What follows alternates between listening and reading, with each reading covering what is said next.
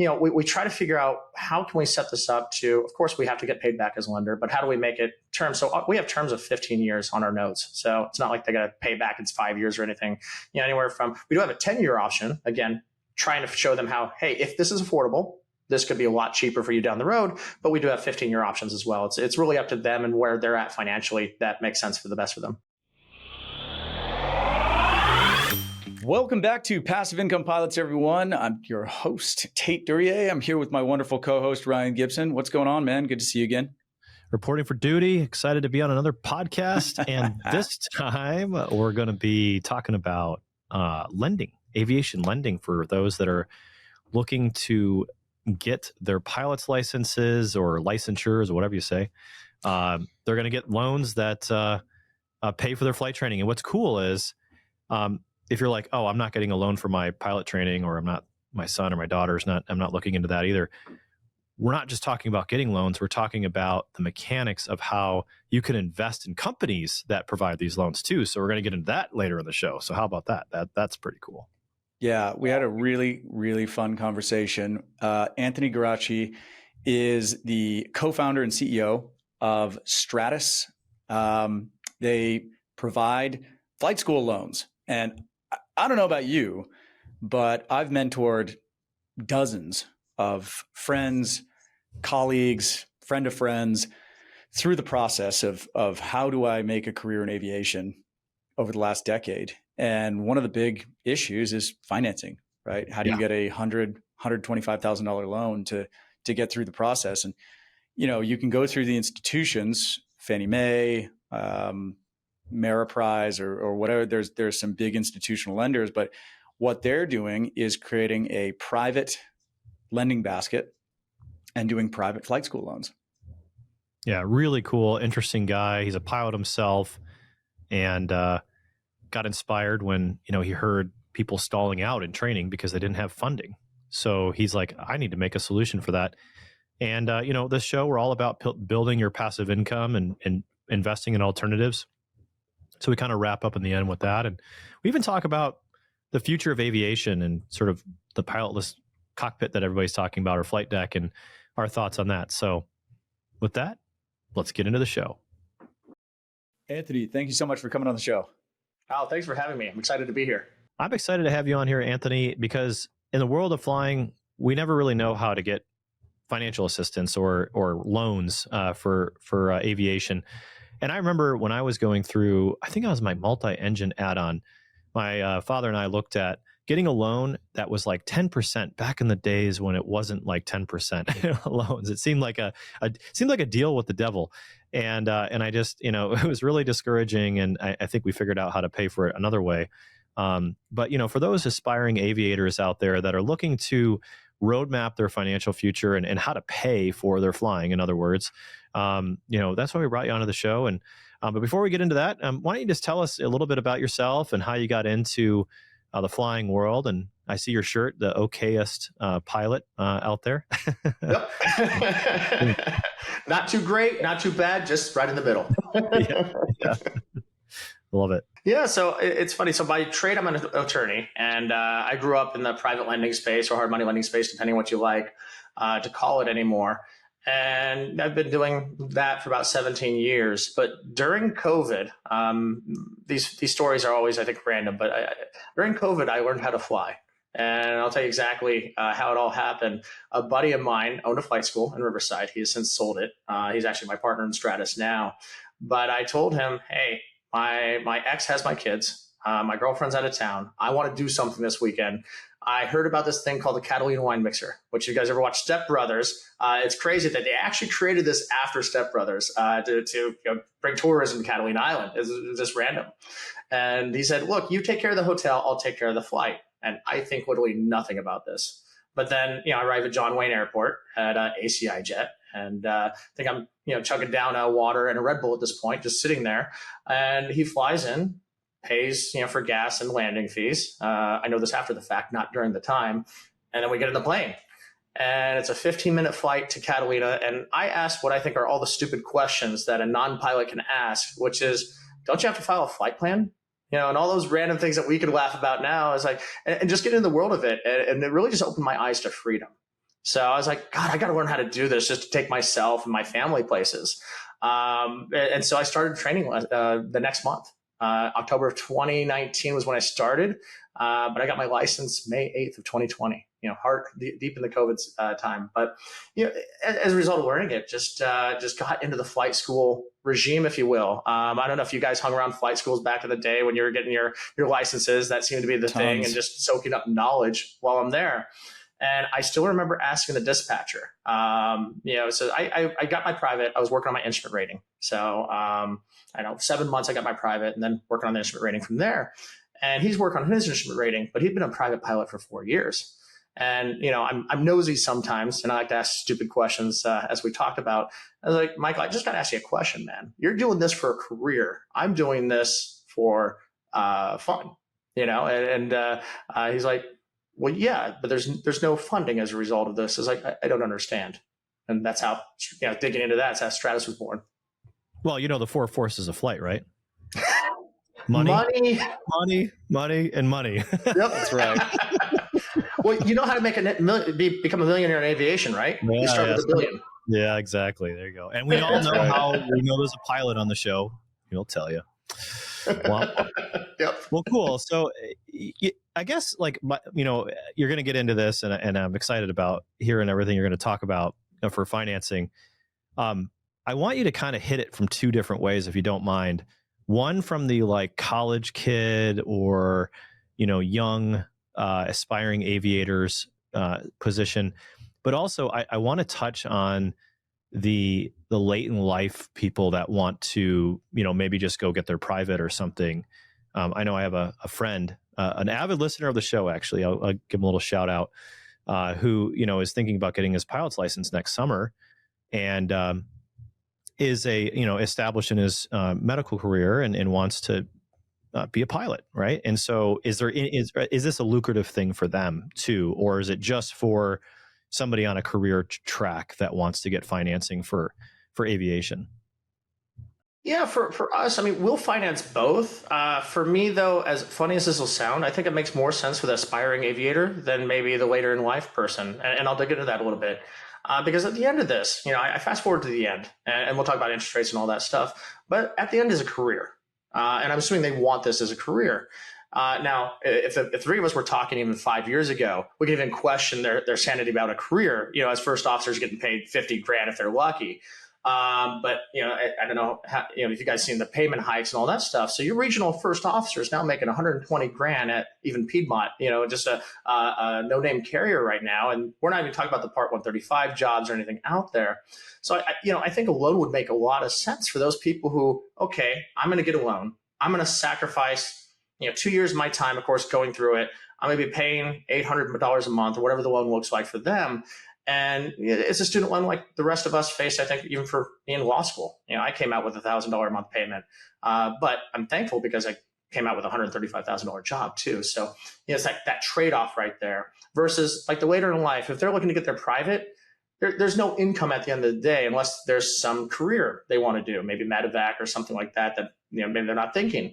In which case, I would highly recommend don't get a loan. That's one that makes sense. Go get cash. In fact, if they're their medical career, or if you have a little bit of cash, you may even want to consider buying like a Cessna, even 152 or something. You can pick those up for 30 or 40 grand, and then you hire the CF5 for $50 an hour. Just thought processes on how to make it cheaper. Makes sense.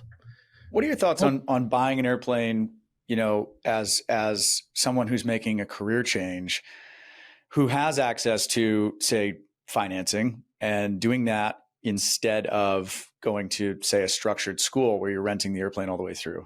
This is a total left field question. We can get back on track, but that's just something that bubbled up right there. Honestly, I don't think there's a better time to do it than now. And again, I'd love your experiences because you guys, of course, flew professionally. And so I'm recently to the space, like 5 years or so. And I saw this changes that Delta made. Delta required a 4-year degree up until 3 years ago as the pilot shortage happened. And so maybe there would be saying something, no, you need to go to Part 141 at least rather than Part 61 training. But nowadays, all these airlines are like, we need pilots. If you got an ATP and your check ride history is fairly clean, we'll take you. And so there's to me, there could be some differences as far as check ride prep and stuff like that. But otherwise, all things being equal, I would probably go buy a plane. And I did, by the way. I bought my plane to train in, and my training was probably a tenth of the cost, especially factor in get an older plane, right? Most of the depreciation is out of it, and you could sell most planes for at least the same amount as you bought it. Of course, we've been able to appreciation market lately, but even today, you probably get out of it what you put into it, and you can hire a CFI to train in. All right. So I saw something on Instagram last night. I was off social media for a while, and then I went back. It was a reel. This guy came on, and he was like, you can buy an airplane for $1 million, let's just say, for easy math. And you put down, I don't know, $200,000 or $300,000, and you get the depreciation from the airplane. You can 100% depreciate the airplane. Am I right? Am I still on solid ground? 80% depreciation. Is that what it is? Are we 80%? talking bonus depreciation, or are we talking straight line? I don't know. That's what I'm trying to get to. But you can, so you get the 80%. Let's just say it's 100% depreciated, right? We could back off the 20%, or we'll hear in a second. Mm-hmm. Let's just say it's 100%. So you get the whole thing written off, and then you get this massive tax break, and then you entered into service into a flight school, you lease it back, and now you're like basically no money out of pocket with your tax savings, and you've got a plane at the flight school that you basically can fly on the cheap, and it's in a professionally run organization. And I was kind of thinking, man, maybe aircraft ownership doesn't sound so bad. I just hadn't heard that strategy, and I know we're talking about paying for flight school here, but for maybe there's a parent out there who's like doing real estate deals and they want to get their son or daughter or whoever into flying. I mean, that could be a strategy. Like, you buy a plane, you depreciate it, you get it entered into a flight school, and that's a way to hack your way into building hours and flying. 100%. Yeah. And I can tell you, the smaller flight schools would be more than open and receptive to that kind of arrangement. A lot of the smaller ones lease planes anyway from people and from individuals to add to their flight school, program, if you will. So I think that's a heck of a strategy. Now, and are you providing those loans to airplanes? No, but we have partners that if they want an airplane loan, and we make nothing from it. Just, as you get part of the industry, happy to make referrals to anybody we know. And I've got a gentleman who, as long as the plane is under $500,000, he'll make a loan. It's higher now, but about 6 or 7% interest on a plane. Wow, nice. That's incredible. Interesting strategy. Yeah. Okay, didn't mean to completely derail there. Let's talk about Stratus. It's all aviation. Are you kidding? I love talking about this stuff. We go anywhere you guys want. This is great. Anthony and I met in a WhatsApp chat forum, didn't we? Is that where we were at? We did. Yeah, YPO pilots, I think. Yeah, YPO pilots. So I'm part of the YPO chapter in Seattle, which is really cool, and you're part of the Pacific West regional chapter. So pretty cool. But anyway, yeah, let's jump into it. Let's talk about, if I'm a student pilot, maybe put me back into where I was. I was in college. I didn't go to an aviation school. I was driving an hour to a flight school in between classes to learn how to fly. How would I use Stratus to finance my multi-engine rating? I needed to get however many hours it was, maybe 25, 30 hours. How would that work? Yeah, there's two ways. If you came to us directly, you could apply with us directly. And even if we don't have a relationship with a school, we'll usually find a way to work with them. But we have currently 160 schools we partner with. So likely we're working with them. And if we're not, then we're more than willing to work with them. Either way. So let's just say, I'll take the first scenario. So they apply directly to us. And then they're identifying the flight school they want to go to. As we all know, almost every airport has a flight school, even the municipal ones, not usually have 2 or 3. So it's really up to the student. They got a flight school. Hey, I want this multi-engine add-on from XYZ flight school. Great.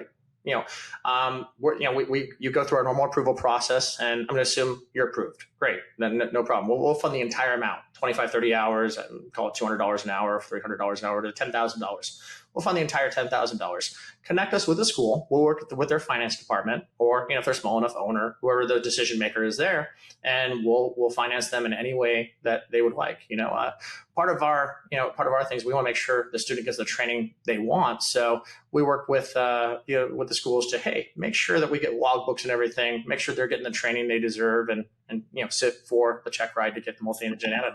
That's great. For an aspiring pilot who is young and this is what they want to do for a career, or someone who's pursuing a career change and they're going from zero to hero, I've recommended ATP. We're going to talk about the elephant in the room here to a number of people because that's my alma mater as of 18 years ago. Pretty crazy, but I'm kind of working with some old data now that I'm seeing.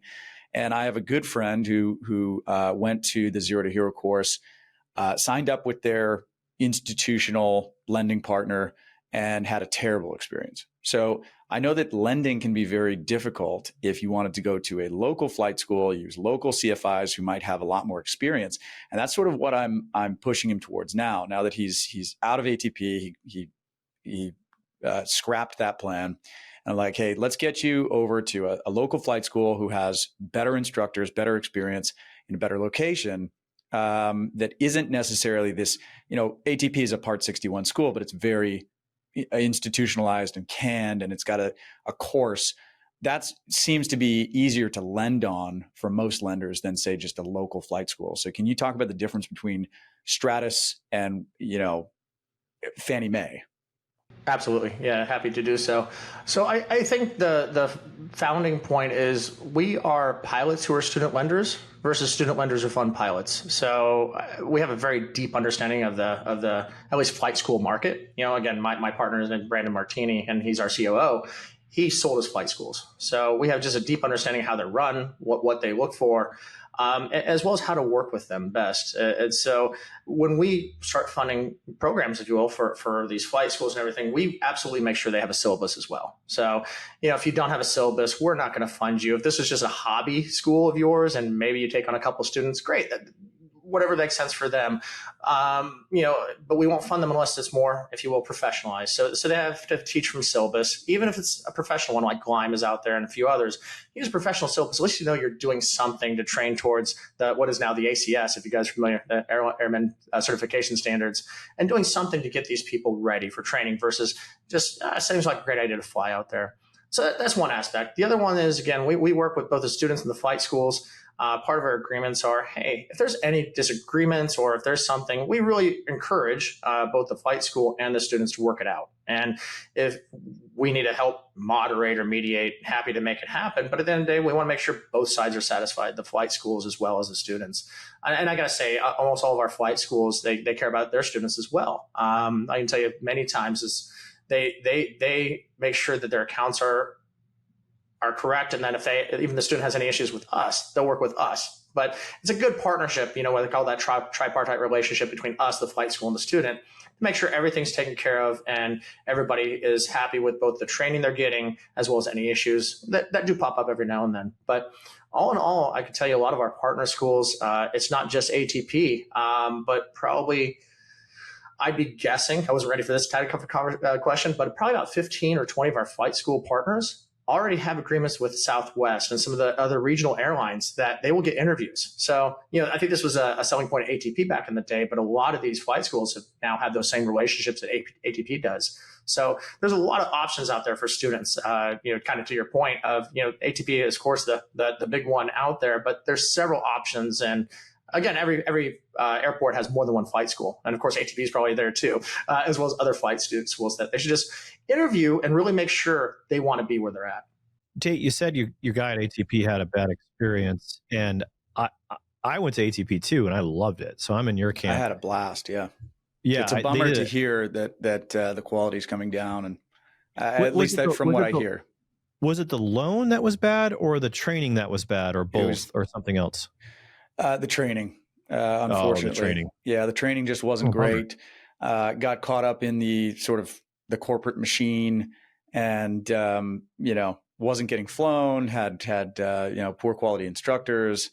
It's unfortunate to hear. It sounds like they've grown a lot over the last 2 decades, and maybe some of the quality has gone down, and it's just sort of a big machine. And you're kind of a number, not a name. That's too bad. Anthony, what's the terms of the loan? I mean, kind of what's the brass tacks of, and I know rates are subject to change and all that. And as a follow on, I want to get into the borrower because, when I think of like myself, when I was applying, if I would have been applying for these loans, I'd been like 19 years old, no credit history, no job, right? Like, I mean, how do you assess that against another guy or gal that doesn't have any credit or job or anything like that too? So. Oh yeah. And give you guys an idea, of course, it's a very broad topic, if you will, depending on who qualifies, whether you can get co-signers, all that stuff. But again, I don't have to, I'll answer as directly as I can. Our rates really start around 10% and go up from there, depending on creditworthiness, co-signers, all that fun stuff. So it just depends on who they are as a person. But we don't focus just on FICO. We want to look at the whole person, if you will. So we look at income. Are you going to work during flight school? Some allow them to work during flight school. Some do not. I mean, I work full time myself and then was able to get through it. But of course, I was not on the professional track. And then we look at, who's co-signing, do they have traction elsewhere? Do they have assets? Have they shown higher education, for instance? Like we try to take a whole complete picture, not just a FICO score, to figure out, is this person, one, does this make sense for them? Because the number one thing I don't want as a lender is to set a borrower up for failure. And I don't want to give you a loan just to say, hey, you're going to default. That really sucks for both. And we have an internal dialogue of if we think they're going to fail, we're just not going to give them a loan. I don't care whether they qualify or not. So that's that. So we have a couple different products depending on how they want and they choose. We have a deferred product, so we have a deferred product while in school, and then we have payments that start after school. While they hopefully have a CFI or commercial pilot's license, depending on which way they decide they want to go. But we also have full payments from the day one, if that's what they choose. And as you guys can imagine, if you're paying interest on day one, it's going to be much cheaper for you than if you defer it. And so the whole idea with our loan officers, we really try to educate them. Is like, guys, this is a product, this is available. And likely, again, our deferred products is usually what's selected. But it's like, if you have the ability to make payments today, look at how much money you're going to save. So our loan officers will actually walk them through, you're going to save $100,000 over the life of the loan to make that happen. Yeah. And how much does it cost to go 0 to hero with a loan? Let's just say 10%, in this market, I reflect back on how much it cost me, and it doesn't even make sense to talk about the number because I'm sure it's like in 2000, it was paying like $45 an hour for a 152, and I think $15 for the instructor. So those days are gone. What does it cost to go 0 to hero? Maybe with a loan, and then maybe layer on a traditional, 10%, whatever loan. Yeah, great question. So it varies all across the nation, funny enough. So we of course do not set the rates, right? We set our loan rates, but we don't set the flight school costs. All flight schools get to decide how much they're going to charge for the programs they choose. On the low end, I've seen schools do it as cheap as $60,000 from 0 to hero. And when we talk about hero, we're talking about getting you a CFI or commercial. You're still flying for about a year before you get up to ATP standards. Versus some schools are $100,000 just depending on what they do. And then we of course charge for a small origination fee and then interest on top of that for the loan. So you can be what's called $100,000 to make it use. And then we try to figure out how can we set this up to, of course we have to get paid back as a lender, but how do we make it term? So we have terms of 15 years on our notes. So it's not like they got to pay back it's 5 years or anything. Anywhere from, we do have a 10-year option, again trying to show them how, hey, if this is affordable, this could be a lot cheaper for you down the road, but we do have 15-year options as well. It's really up to them and where they're at financially that makes sense for the best for them. So you're making it optional where I could defer my interest payments and basically pay interest on interest for the payment that I don't make to you during the course of the loan, or I could pay interest-only payments through the course of the loan, and that will reduce the interest on interest that I would be charged throughout the life of the loan, essentially. When you say it's a 10-year note or a 15-year note, am I assuming that's because it's amortizing? Okay, so it is amortizing. Does it amortize on day one, or how does that work? Well, I guess if you're making payments. Yeah, it really depends on Which selection, right? So, and first of all of our notes have no prepay penalty. So if they actually want to set up a point where, hey, I want this deferment, and if they want to elect to make payments, it's all on our portal. They're welcome to make whatever payments they want. And we tell them that during the time. But yeah, and this is a concept that, of course, if you imagine the career pilot, 23 years old, trying to teach them to interest on interest. We have not been very successful, although we mention it and say, hey, if you can make payments during school, this would be best for you. But from there, yeah, so our deferment product, for instance, is deferred for a year, and then we have interest only for the next year. So during that first 2 years, as you guys know, that's your training period and then CFI period. We try to keep payments as low as possible based on where they're at, for their flight school programs. And then it fully amortizes over the next 13 years. So it just depends on what they want to do. So how does it work? Can you only go to one of your partner schools, or can you sort of bring your own flight school, or how does all that stuff work? Yeah, great question. When we work with partner schools, we know their programs, and so we know how to fund them best for that. But we work with anybody, as long as they're willing to work with us. So we have what we call non-partner schools, so MPS loans, and so they're just not partners of ours yet. And generally, if we're willing to fund a non-partner school, we'd love to have them as a partner school. But if they choose to not want to go through our process or anything, we're more than happy to work an arrangement where, hey, we will deposit money on behalf of the student and continue to deposit money as he or she runs out. And, we'll get to the full funding. The difference is we have no idea at the end of the day, is that amount going to be good enough for the graduating? No clue with a non-partner school. With partner schools, we can, get some agreements with the partner school saying, hey, we're expecting them to graduate with this license for this amount of money. And you should be able to make that work. With a non-partner school, we don't have that kind of control.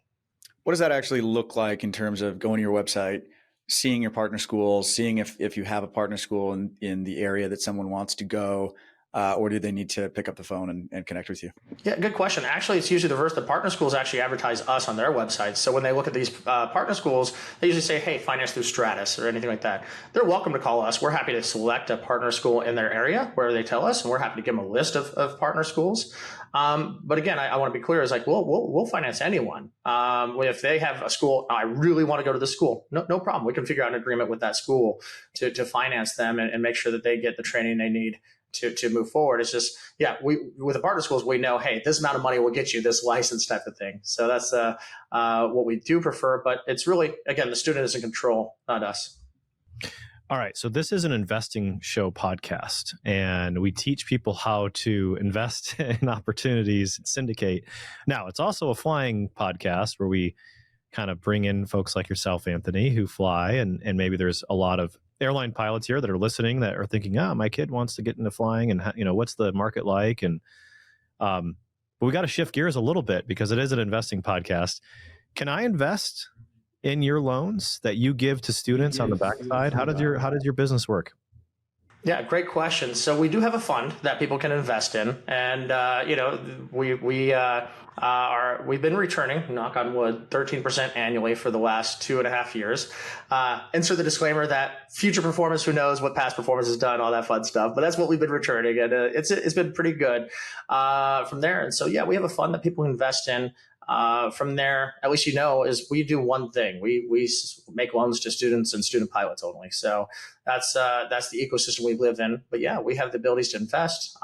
We have what they call it, a Regulation D, a private placement memorandum, all the fun legalities and all the stuff that you've probably seen as an investors out there. And it's what is, I guess, akin to like a fixed income product. Is that best analogy to what we do. Thank you. Yeah, that's awesome. Walk us through the mechanics. Yeah, walk us through the mechanics of the fund and what it looks like on the back end. Is it a variable interest rate that investors can expect that sort of floats up and down with the loan products that you're offering? Is it a basket? Are you diversified across all the loans, or are they in tranches?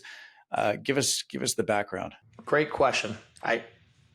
So what we do around that is we have what they call a blind pool concept. So all of our student loans are in one fund. So that's a benefit in the sense of there's diversification. So if one loan doesn't pay, and full disclosure, we've got 6 loans that aren't paying right now. So we have a 3% default rate.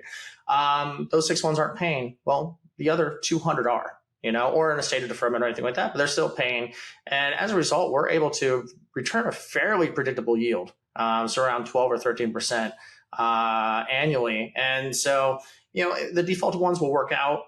We'll figure out ways to get them either reperforming or unfortunately it could be a write-off at the end of the day. That's part of the investment. But we've never seen anything, we don't anticipate a default rate that's going to, hey, not only just not return, but pierce capital. So it'd be a pretty high double-digit default rate for us to not return anything to investors. But yeah, so it's a blind pool. We keep on, it's an evergreen fund as well. So we keep on depositing more loans in there as investors come in. We have credit lines as well with the fund. So it gives us a steady ability to originate and buy loans from our originator, which is, of course, Stratus. We don't have any, so it's not like a closed pool. So it's not like we're going to close these off in the next 5 years. For our design, at least an evergreen fund, you can come in. Let's just say, you're done investing in Stratus. So SEC requires us to lock it in for a year. That's with most private placements. So we have to lock it in for a year.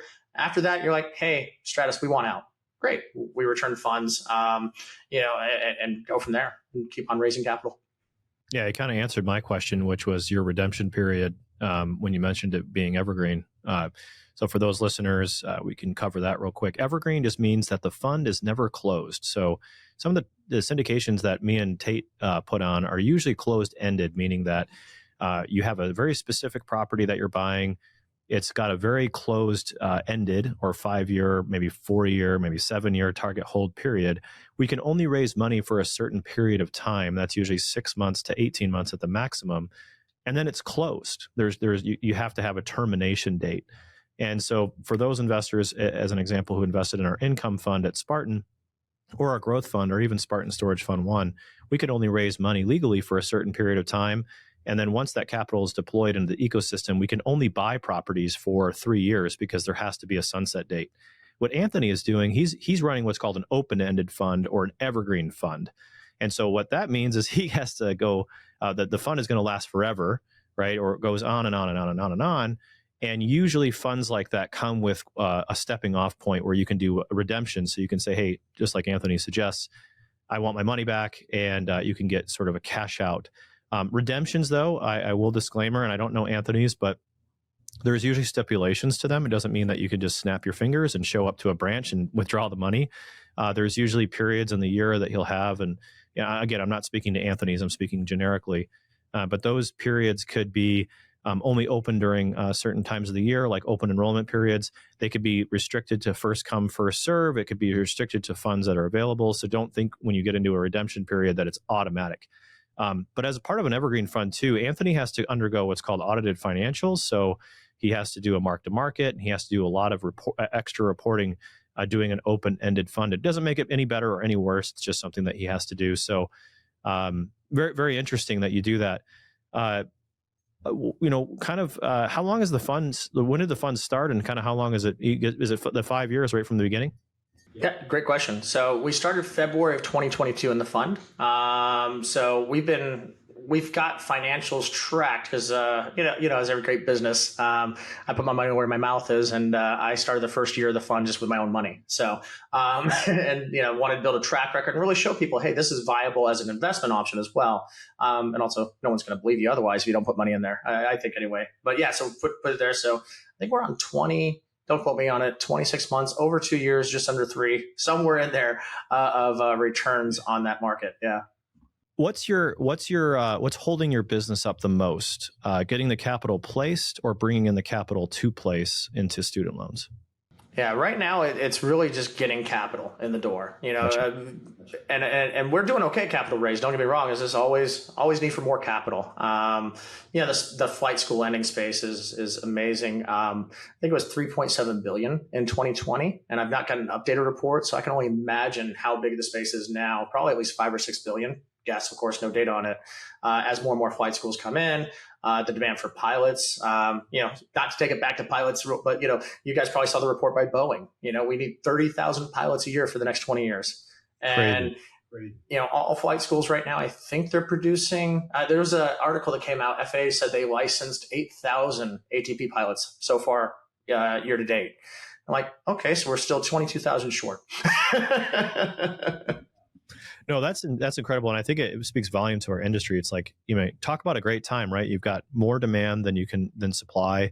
and you've got the collateral of the borrower. I mean, you're not putting a lien against anything, I don't think. I mean, other than personal credit, but the collateral is essentially knowing that the person's going to make it to 150K regional job, and then eventually maybe a 300 or 400K major airline job or greater, right? So, it's a good time to be in the space. So excellent job on your timing, sir. Thank you. Yeah, no, I really believe it's funny how it all worked out was just, I wish I could tell you, I predicted this. No, we kind of fell into the timing aspect of things, and just kind of moving forward. And I don't want to call it riding the wave, but it really is, in the sense of, I don't know too many professions that as soon as you jump through what I'll call the licensing hoops or whatever that is, as you said, you've got that $125,000 job waiting for you. It's yours to lose right now because of the demand for pilots. And that's, to me, where loans make sense. That's why I started from the very beginning. I think a loan makes sense for a student trying to become that commercial or ATP pilot versus someone who's just want to do it just for fun. And, at the end of the day, they've got this career waiting for them just because the sheer demand for pilots. And until someone invents the transporter, I mean, what are we going to do outside of flying airplanes everywhere? Not going to happen soon. Well, I want to touch on that because, this is weighing heavily on the minds of a lot of, especially people in their, early 20s or even, the 18, 19-year-old who's considering this as a career. There is a lot of talk lately about single pilot cockpits and the advent of AI and how fast we're moving technologically. And I always make the point that, Boeing is still, an Airbus are still building 2-pilot cockpits, right? And those airplanes have at least 20-year lifespans. But, I don't want to just blindly, charge ahead and not give some serious thought to the prospect of, number one, the economy has been going gangbusters. And, we all know that the airline industry is cyclical and, we're experiencing this boom right now. And yes, there is a ton of attrition and we need replacement pilots, but also we have economic tailwinds as well. So, and I know you're not an economist, but maybe you could speak to first sort of a two-part. First, the potential for in the next 5 to 10 years, that $125,000 job not being there at the end. And number two, a little bit longer time horizon of the sort of the single pilot cockpit concept. Yeah, no, good questions. And yeah, I'm not an economist, but I mean, for your businesses too, right? This is stuff we have to watch to figure out, hey, how do we project our later finances going?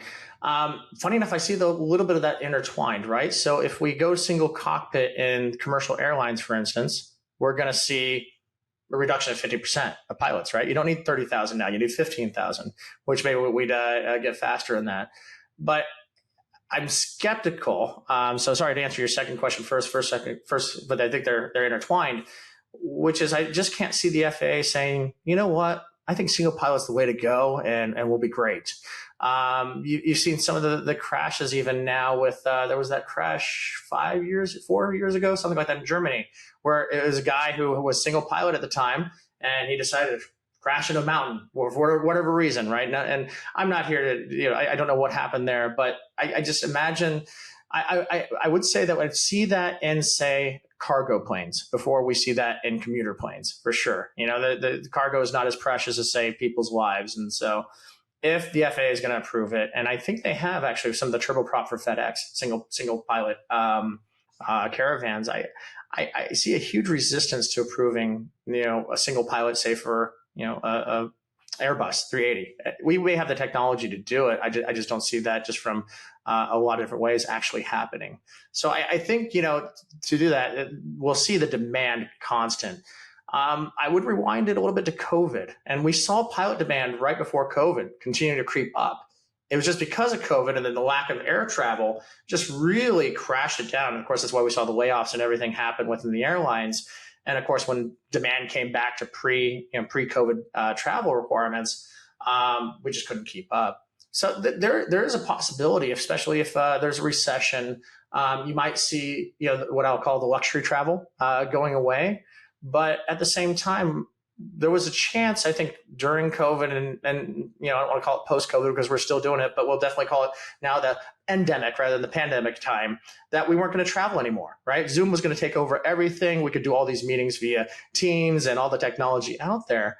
But I think we all figured out we still can't replace that face-to-face meeting to getting that instant trust just based on who we are as human beings. So if there's going to be a reduction in travel, I could see that, but I don't see a huge layoff for, if you will, permanent elimination of pilot jobs anytime in the near future. We could speculate, like there's some sub discussions we could have, like Wheels Up going in bankrupt and everything like that. But I think demand will still be strong in the next few years. Okay, Ryan, I know you want to ask your next question, but before you do, I want to ask the same question to you. You worked for the FAA. You keep your finger very close to the pulse on the economy with Spartan. What are your thoughts? Yeah, as a consultant for the FAA, just to clarify, I don't want to misrepresent anything, but yeah, my thoughts are pretty strong. I like to open this conversation with a joke, which is if Boeing can't make an intercom that doesn't require a rubber band, I think it's a function. I think we've got a minute before we're in a pilotless cockpit or reducing as such. I look at my philosophy is I love talking about this. So I was in a lot of studies for the FAA over the years, when Colgan crashed, flight 3407 in Clarence, New York, outside of Buffalo. I was involved in a lot of regulatory rulemaking proceedings. And one of the things that came up that stuck with me was, if you look back in the beginning ages of aviation, leading causes of crashes were mechanical failures. Everybody knows that. You look at the graph and it's like mechanical failure is way up here, pilot error way down here. And you have these heroic stories of these pilots that did these heroic things to save lives. And then you had some regulations that were written in blood. And that's how we built our federal aviation regulations over the years. People crash and die. We learn from those accidents and then we get better. The industry is different now. The industry is extremely safe.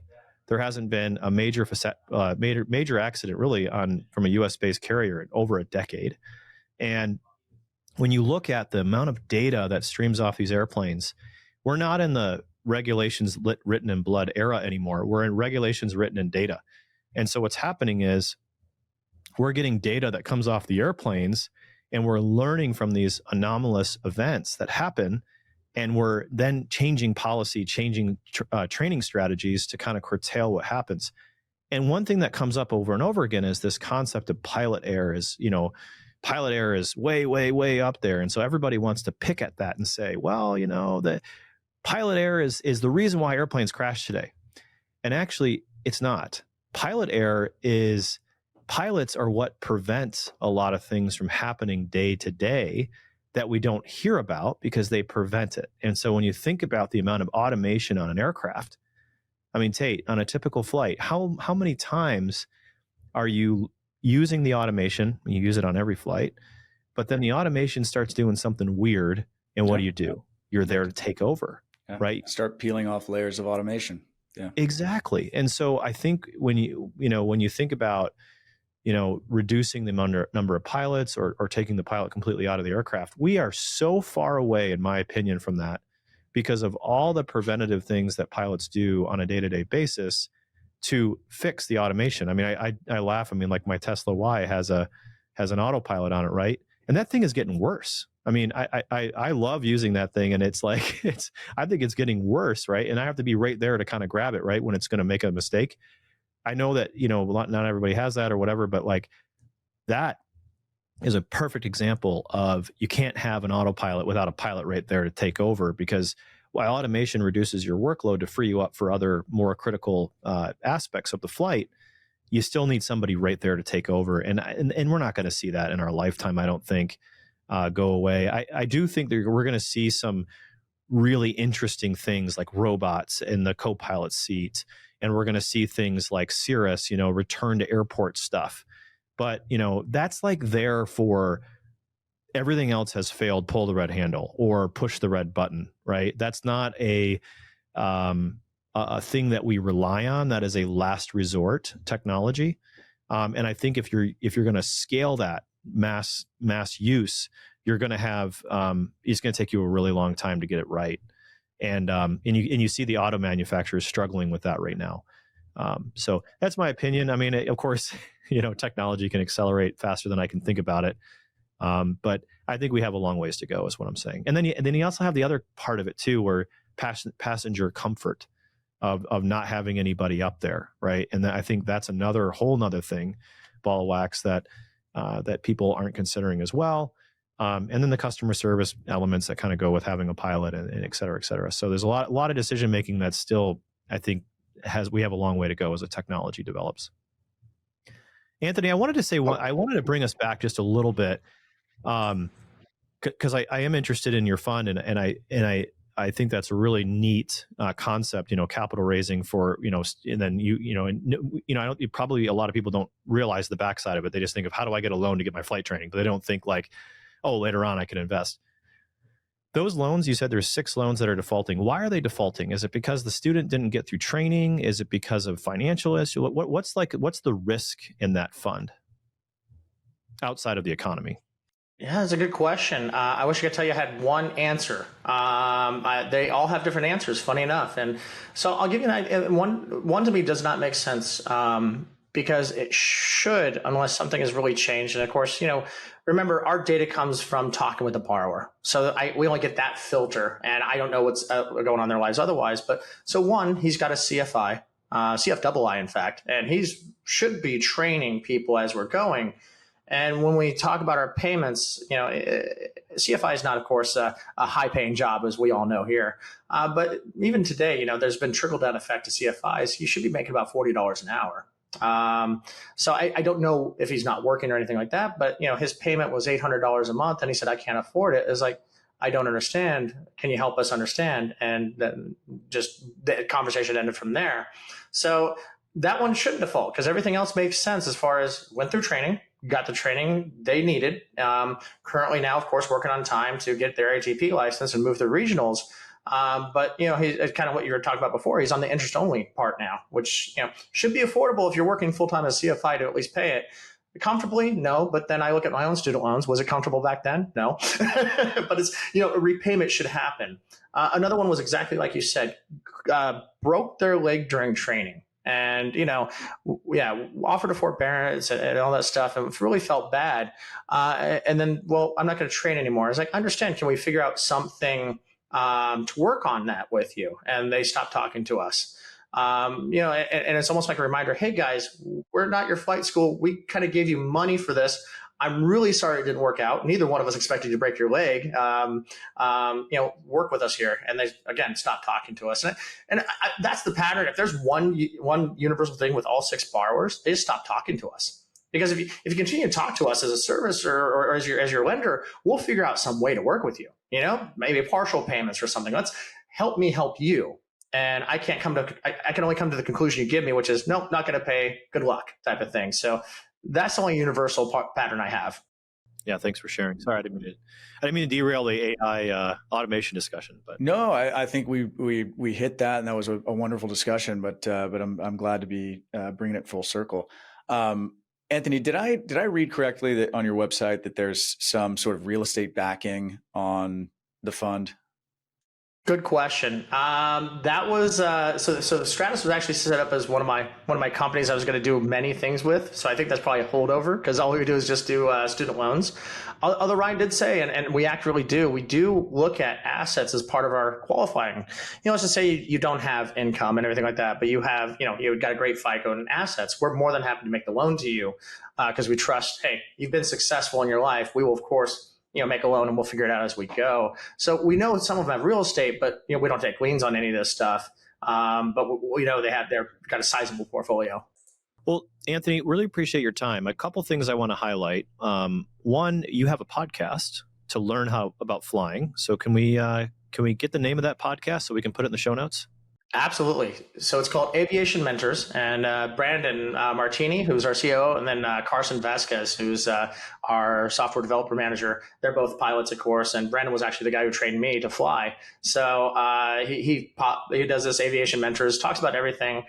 We were at Oshkosh, for instance, this year. And so they were documenting how, getting everything to Oshkosh and then having the podcast live there. So really for student pilots all the way up to any pilots whatsoever, who loves to talk about aviation, just the different things you encounter as a pilot, with our focus really on student pilots and helping, train them on what's going on in the aviation community. So it's a lot of fun. Nice. That's doing such a great service, because I can't tell you how many people I've mentored over the last decade through career changes, friends, kids who are interested in it. So to have that platform available is just incredible. So I'm really glad you brought that up, and I'm glad that you're putting it out there to the world. That's wonderful.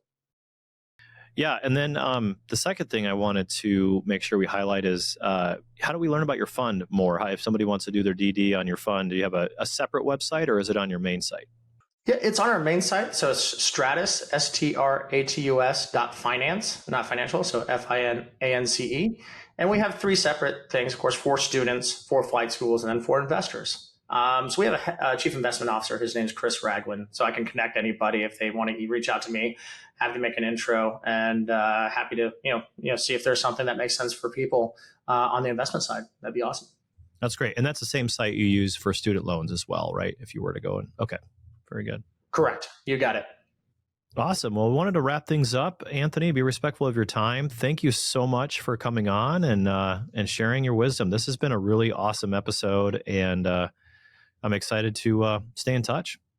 Yeah, same. No, guys, thanks for having me. Excited about your podcast and everything. With pilots and passive income. It's something we don't talk enough about, right? You make this money now. How do you make money with it, right? And that get us all out of jobs, right? So I love what you're doing, and I'm excited. So yeah, can't wait to see you soon. Thanks, Anthony. Thanks, Anthony. Take care. Thanks again, guys.